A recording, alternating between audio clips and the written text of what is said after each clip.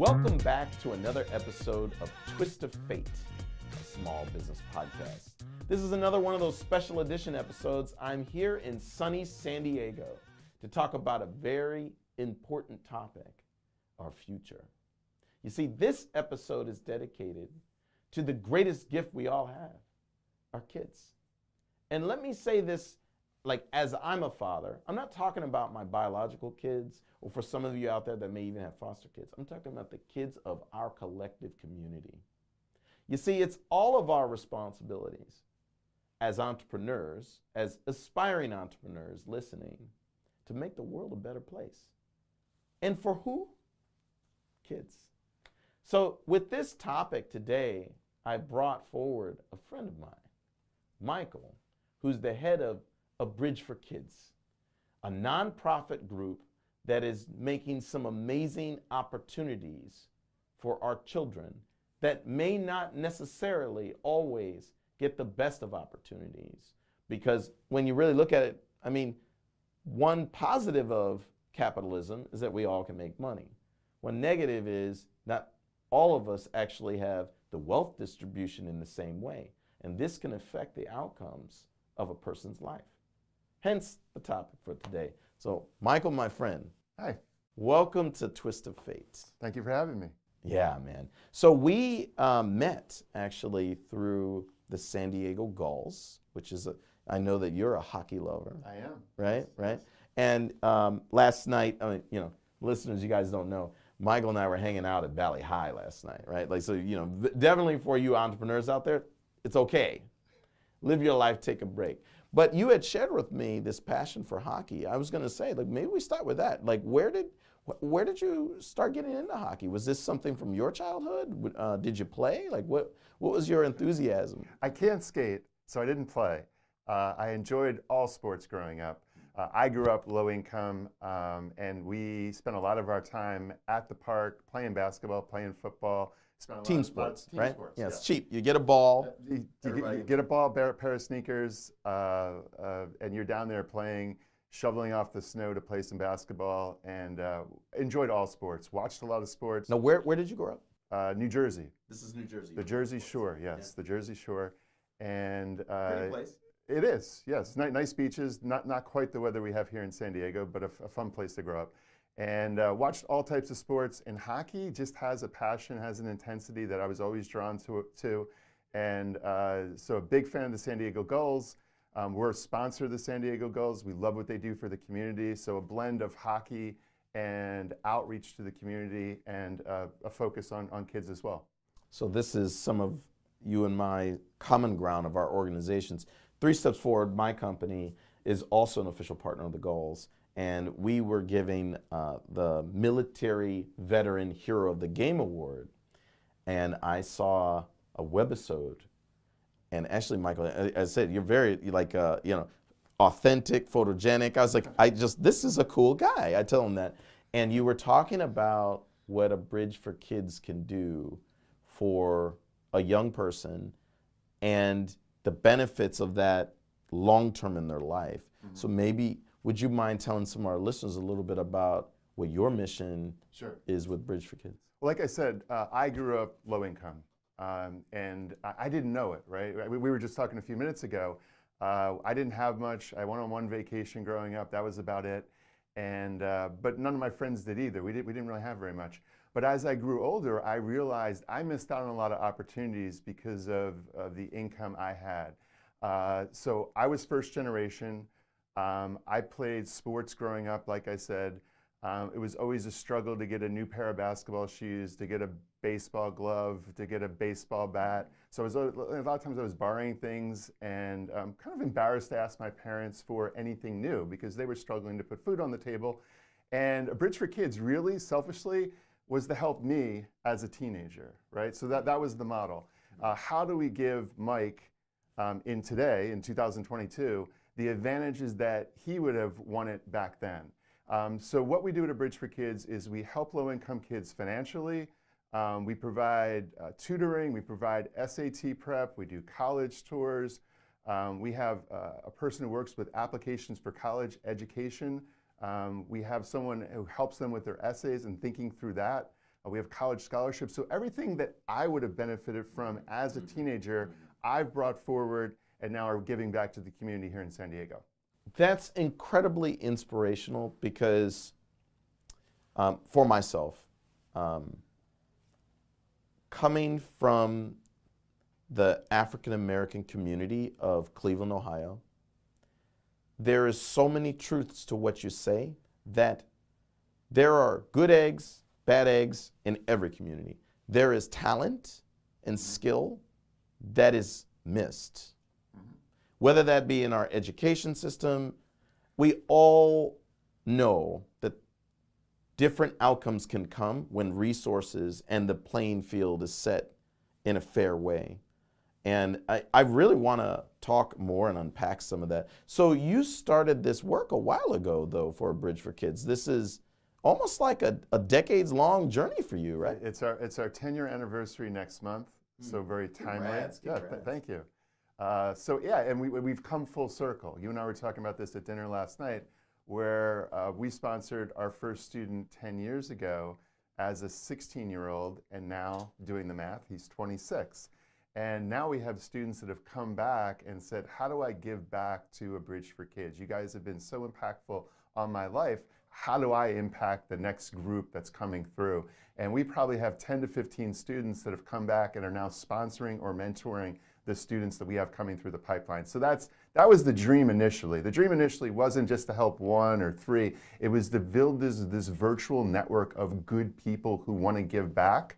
And now they're doing it. So that's incredibly exciting for us. Something that resonates with me about even what you're describing is that you had mentioned that helping these kids in some way is helping young Mike.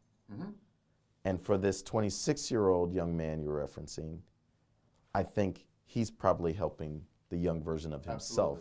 Absolutely. So this has become a legacy thing. I mean, you're a humble guy, but I'm just saying, Right. I think that that's a trend that can pay forward the lives of so many people. And I can tell you to my Twist of Fate listeners, isn't that the goal? Like, as entrepreneurs, we solve problems. And by solving problems, we make the world a better place. But solving problems that don't matter or don't have value can never be our goal. But the life of young Mike is worth the fight, and you get that. So I give you a lot of credit for this. So tell me more about the programs. So you had mentioned SAT prep, test prep, but what other, do you help a lot with, I'd say a lot of kids that survive challenging environments can come away with even like traumatic mental experiences from violence at home, or do you guys address any type of those issues as well? So maybe take a step back and walk through the process. So what I didn't want to be when I started off was a welfare system where we're just handing out money blindly. So a big part of what we do and the most time-intensive part of what we do is interviewing students. So we get applications from coaches and counselors and teachers and principals. Every high school pretty much in San Diego is represented. We get applications from them. We have a group of people that go out and interview the students, and we rank them based on, so everyone's low income. To be a part of the program, you have to live in San Diego, you have to be low income, and you have to be a teenager. But what we're looking for is young Mike, who wanted to do all these different things, but might not have had the financial resources to do that. So we rank the students, we ask them to put together a personal statement, which is a story about themselves. It's a story about where they've been, where they are, and where they want to go, and more specifically, how A Bridge for Kids can help them get there. And then that's what we disseminate to people like yourself. So we'll share Johnny's story, Jose's story, Susie's story. You can choose then which one to sponsor, which one to help, and then you'll become a mentor. So not only do they receive the financial support and the tutoring and SAT prep, everything we just talked about, but they have you as a mentor as well. So that's really what we're looking for. We're really indifferent towards what you've been through in your life. It's what you're going to do now and how we're going to help you get there. I love it. And we talk on our show a lot about how a mentor or a sponsor can make all the difference in terms of pushing a person to be the best that they can be. And I love that you phrase it that way, because I think you're right, like, especially with nonprofits or people that make donations, I think there is an expectation of, but am I really helping? And you're right, like, I think helping those that want to be helped, Right. and those that have probably it's also great that you mentioned that their teachers and the people in the community that work with them, as I mentioned, they know the talented ones. They know like that. Right. And we've been around long enough, they know what we're looking for now. So initially we were spinning our wheels because we were getting applications for students that just weren't fitting in with what we were doing and how we could help them. They weren't going to benefit as much as someone else. We had to find that someone else. Now 10 years in, it's very, very competitive. We interview hundreds of students every year, and they're really, really good students. They want to be helped. They want to share their story. They're very open about their situation, and they want to. You said level the playing field. That's our mantra. We want to level the playing field for them, but we can't do that unless they want to be helped. And question for you: you had mentioned that it's not just the resources given to them, that you would connect them with a mentor. Maybe you could talk a little bit more. What is the expectations of a mentor? Because I know some of my listeners, I'm looking at you. I want some of them to become mentors. Well, we need mentors. So we need mentors. That's the bottleneck. A student doesn't get to be a part of the program without a mentor. And it's interesting you bring that up, because I would think we provide $1,000 financial support, we provide all these other services, and you ask the students, what's the most valuable thing we provide them? A mentor. A mentor. So the students even are seeking that. Oh, for sure. Yeah, absolutely. And a lot of times, as you know, I mean, the students we're working with, again, they're all low income, which means they qualify for free and reduced lunch program, which is a government-sponsored program. Layman's terms, it's about $45,000 a year or less. And let that sink in, right? $45,000 a year or less for a family of 4 living in San Diego? How is that even possible? I agree. Right? I agree. So a lot of these students not only have the financial issues to deal with at home, a lot of them are single parent households. Some of them are in foster care. Some of them are homeless. Some of them have 2 parents that shouldn't have procreated, and you have issues there. So we deal with all those things. Yeah, complex problem. I'm curious also. So for a lot of these students, what's the duration they stay in the program? So and I'm thinking about the mentor angle. Like, what's the time commitment that they would follow someone? Yeah, this is one of the key learnings over the last 10 years, and it should have been obvious to us 10 years ago. But the earlier you get them, the more impact you have. So initially, 10 years ago, we were a financial sponsorship-driven company. So we provided financial support. People in the community would donate money to a student. That money would go into their account. We would manage the account, and they could buy anything to do with athletics, academics, or the arts. That was it. That's still a key part of what we do. But about a year in, someone came to us and said, I want to take the SATs, and I need a prep class. Can I use my sponsorship money for that? And we're like, wow, maybe we should be providing that. Now we have a relationship with Revolution Prep, who provides all our students free of charge SAT prep.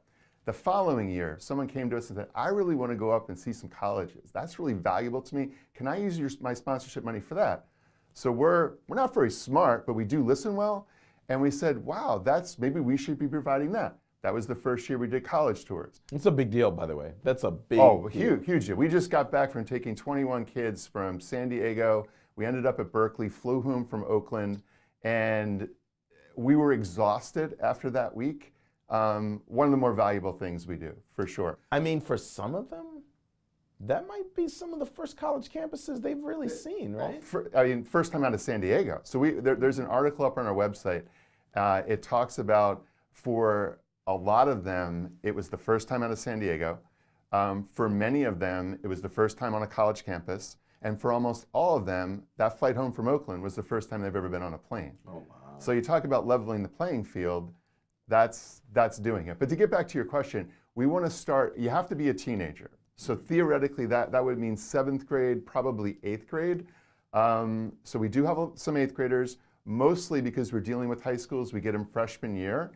And it's so exciting to see a freshman and be able to work with them for 4 years, have them take part of all our programs, and then, from beginning to end, the end is filling out that application to college, working with the person that helps them with their essays, and getting into that dream school. That's what we're all about.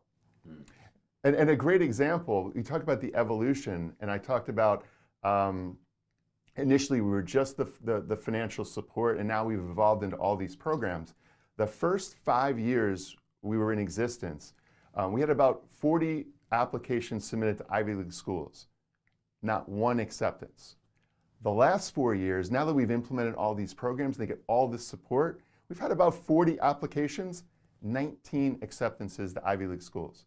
Now that's not the be-all and end-all, but for us, get into your dream school. Figure out where you want to go. Be passionate about it, which is the college tours. It's hard to be passionate about a college if you've never seen it, never been there, never experienced it. Be passionate about it, go after it, and get it. And that's what we're all about. And what a change it's been just over the last few years. And a lot of that has to do with not only the programs, but starting them younger. I mean, for me, just listening to you, I'm so inspired because one of the goals that, let's say one of my personal passions and why I advocate for entrepreneurism is multi-generational wealth.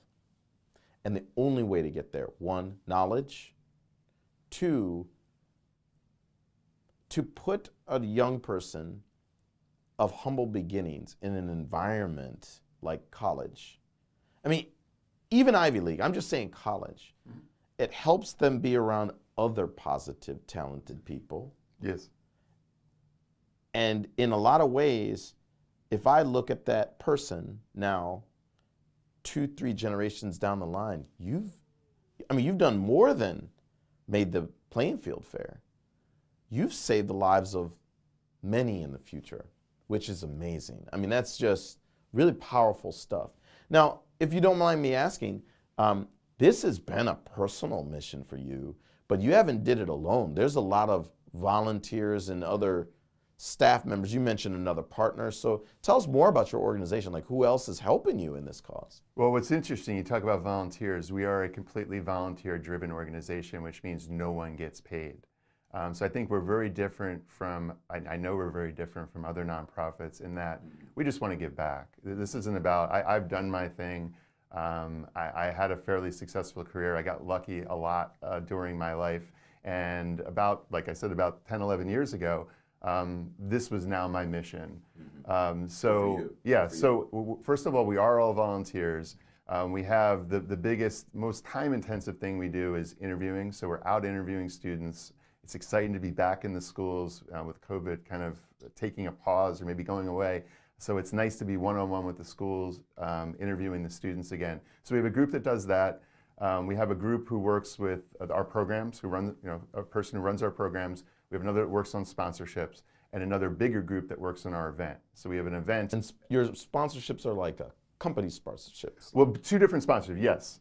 So we have company sponsorships, and then we have the individual student sponsorships. So we have a person who works with student sponsorships where she works with the schools, getting the applications, setting up the interviews. A group of us go out and interview, and then she works with matching the student with the mentor or sponsor. So if you came to us and told us that you're interested in someone who's in foster care because you grew up in foster care, we could search our database, look for qualified candidates that are in foster care that might be a male or a female, might be interested in the arts or sports, whatever it is you want, we can pull up those personal statements, send it to you, and hopefully, because we've done that work, we have that knowledge, it's a better fit with you and the teenager. Amazing. And in terms of, you do accept donations though? Yes. So we cash all checks. Very good, very good. And donations online, my assumption. Yes, exactly. On our website at bridgeforkids.org. And do you have any fundraising events or like live, Yes. like where people can Because I think seeing the kids and meeting the kids, I think has a dramatic effect for a lot of people. Absolutely. So it's called Dreammakers. This year will be our 10th annual. We started year 1. Last year, it's in San Diego. It's at the Hyatt Aventine.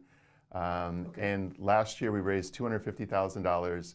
And in one night. In one night. In one night. And I think a lot of it had to do with the speakers we have. We allow the kids to tell their stories. Last year, it was a gentleman who works in Silicon Valley, went to Claremont McKenna, was a Preuss School graduate here in San Diego, and he told this story about the impact that Bridge for Kids has had on his life. First generation college from Vietnam, moved over when he was a youngster, single parent household. It was an amazing, inspiring story, and now he's giving back. He's one of those kids that's come full circle. He's 23, and he's sponsoring a student now. You say he's in Bay Area? He's in Bay Area, okay, yes. yeah. Exactly. I'll look him up. Yeah, now, absolutely. Another question is, when is your next event then? When is the next one? October 15th. Okay. Dreammakers, the 10th anniversary Dreammakers is October 15th, and we will sell out this year, and we're looking forward to a record crowd and hopefully. So it's tickets online now? Tickets are not online now. We're having our kickoff meeting next week, and tickets will be online soon after. I'm going to buy one of those tickets. There you go. Buy a whole group. I'm going to go. There you go. For sure. No, I love this. Now, in terms of, so we've covered a lot. Like, what would you say is the future of the program? Like, is it scaling more kids? Is there a certain, key performance indicator that you're looking for to say, okay, now we're moving in a better direction? It's interesting you asked that question. It's someone we haven't talked about. So first, we have a backlog of students like we've never had before. So last year was a record year. This year is going to be a record year in terms of getting students sponsored, but it's also been a record year for the number of students we've interviewed. So we need sponsors, we need mentors to help us grow and get that backlog of great students waiting to take part in our program down. So that's the number one priority for this year. But like we've been talking about, it seems like every year we come up with a new program, and it's been driven by not us, not me, but just us listening to what the kids and what the market is telling us. And last year, ServiceNow, who's a multi-billion-dollar software company, came to us and said, geez, we really like what a Bridge for Kids does. We're a software company. We'd like to offer your students a 10-week coding class. We're going to sponsor 10 students, $10,000 check they wrote to our students. Each student got an engineer that was a mentor. They went through a 10-week coding class. And I'm not sure what their expectations were, but at the end of that coding class, they ended up taking one as an intern, one of the students, another interviewed as an intern and ended up getting a spot, and a third is doing freelance work with an engineer off the grid. And they came back to us this year, or really right after that, and said, give us more, like how do we participate? And we're going to actually have a meeting next week with a chief engineer to figure out, okay, what are we going to do this year? It's going to be similar to last year. But the next push we're doing right now at A Bridge for Kids is finding these kids jobs. Because we have great kids, they're highly motivated, it's a real tricky job market if you're an employer, and we've already... I think for entry, I would say this, especially in the digital age, and with this post-COVID new way of work, now these young people are competing versus anybody, anywhere, worldwide, to be honest. Right. So I think you're doing a great thing getting technical skills like programming early on. I think that's a great assistive thing to college, because nowadays it takes more than college. It's who you know, it's what experiences you have, so I think that's great. And these kids have great life experiences, right? So they know what hard work is. They're not afraid to fail.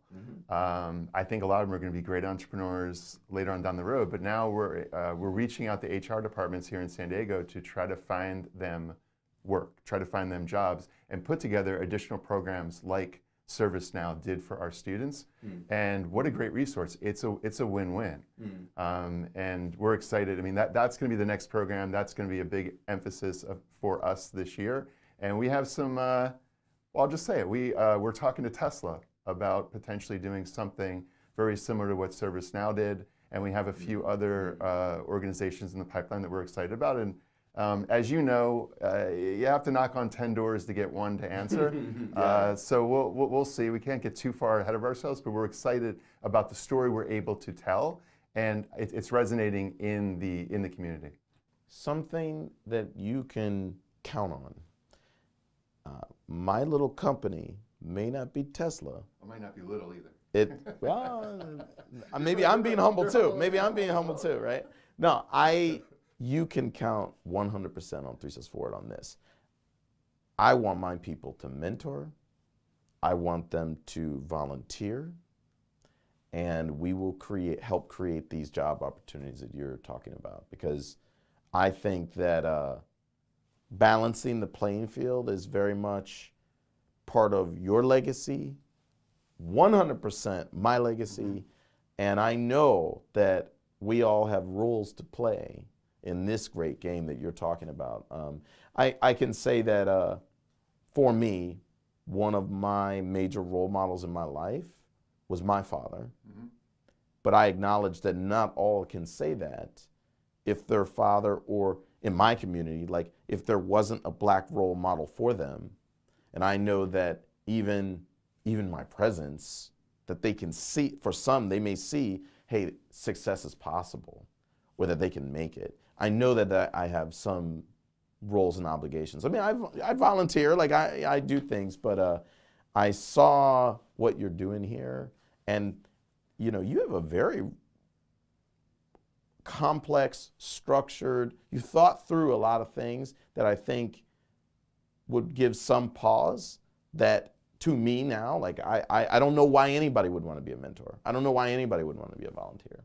Maybe we go there. So what's the type of person you're looking for a volunteer to join your organization or a mentor? Because you even mentioned before, for some of the people that volunteer, they're even young people themselves, and that are giving their time to help other young people. Maybe you want to talk about that. Who's the volunteers, who's the mentors you're looking for? So I mean, the ideal mentor would be a student who grew up through a Bridge for Kids, who grew up low income, who faced adversity, who worked their butt off, who achieved their dream of going to college, first generation college student, now has graduated college, doing things in their life that they're proud of, giving back to the community, and one way they give back is through a Bridge for Kids. So I can't think of a better volunteer mentor than that. But we have professional athletes, we have authors, we have business people, we have CEOs, we have people that just want to give back. They all make great mentors. Really, it isn't necessarily about what you've done, it's about what's in your heart, and taking one of these kids and giving them a vote of confidence. So you sponsoring Johnny or Susie or whomever gives them a vote of confidence, gives them the pat on the back. I would agree with that. Because we talked about this. How could it not, right? We talked about this last night. It's not just that, oh, we're randomly picking this person out of a basket for you to sponsor. No, they were interviewed. We think highly of them. They put together their personal statement. You read their personal statement with a couple more, and you picked me. You picked Mike. Wow. You, Mr. Professional, Mr. Entrepreneur, Mr. Business Leader, you picked me. They don't even understand why. Like, how did you choose? Why would you choose me? I'm nothing. And then they realize that they are something, and you can give that to them. So what are we looking for in a mentor? We're looking for someone who cares. We're looking for it's not a 40-hour-a-week job to mentor someone. I sponsor 3 students. One of them I interact with almost on a daily basis. One of them I interact with on an as-needed basis. And one of them, once every month, we'll chat, hey, what's going on? She's going through the college application process now. I'm helping her with that. So whenever there's a need, it's just like friends. I don't interact with even my best friends every day. Some of them, it's regular. Some of them, it's not regular. But it's always, when I do reach out to them and reach out to me, we pick up like it was just yesterday. That's what we're looking for, that type of relationship. And actually, I just went to a play. One of the kids I sponsored was the lead in The Sound of Music. And went to see him act. We're going to the Gulls game tonight. A few of the kids I sponsor are going to go to the Gulls. You're going to meet some of them. See you tonight. I'm going to see them. I hope to meet some tonight. We're giving a lot of plugs to the San Diego Gulls. Yeah. Hopefully they appreciate this. No, they do. Actually, They're great people. We did an episode with the Gulls, and actually, it's funny. So I was definitely of the hockey uninitiated earlier. Right. And one of the things we talked about is that when the term hockey comes up, most people probably think about fighting. And I commented, I said, after a full season of working with the Gulls, I could not disagree more that hockey is about fighting. I said that hockey is about culture, communities, and pride. This is the stuff that I experienced there. And to be honest, without them, I wouldn't have met you. It's true. And I wouldn't have learned about A Bridge for Kids. And they helped facilitate that. So now I think they're doing their job, to be 100% honest, because I can tell you, I volunteered in the past. I've done Big Brothers and Big Sisters. At my company, we have a pretty robust intern program. I've invested my time, my money in interns at a time when, COVID and things, a lot of the other big companies didn't. They said, no, well, I'm not going to do that, right? To my core being, like, there's something rewarding and fulfilling, and I think that for a lot of my listeners out there that maybe in their day job, they don't get that same gratification, but I think by volunteering or mentoring, it could bring that extra element that they're making a difference. Because I've seen it in some of the young people that I've worked with, like this thing that you mentioned about just by picking them, there's a pride and a motivation and an inspiration for them. Yeah, it'll pay forward. They can go pretty far with that inspiration. I think it's a big deal. I don't want to give a plug for another nonprofit, but my sister has a learning disability. And she motivated me. I think she was really the one, and her and my parents, really motivate me to give back. So before I started with Bridge for Kids, I volunteered with the Special Olympics. And I would say after every practice, after every game, my quote was, I took more out of that than I put in, right? And I've heard that from mentors and sponsors that, hey, I'm getting more out of this than I'm putting in. I'm giving it my best efforts, but the kids are the kids teach me so much at this age where I didn't think I could be taught. They're teaching me about perseverance. They're teaching me about love. They're teaching me about respect. They're teaching me about hard work that maybe I forgot over the years. And I'm getting more out of this than I'm putting in. So we get it all the time from mentors. It really is. I mean, you volunteer, you give of yourself. It's just taking that first step. This isn't rocket science. It's not going to take up all of your life. It's not going to, it's an hour or two a month. That's really all it is. And for us, it's important because without you, without that mentor, without that sponsor, these students don't get to take part in anything we do. And with you making that choice, they get everything.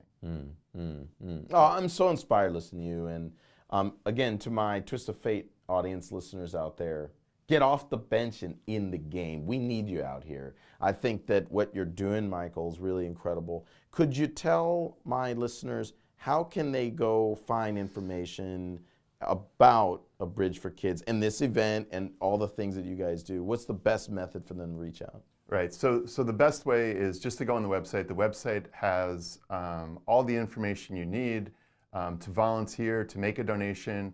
We have a segment of the website that's called Teen in Focus, and we share the personal statements, students.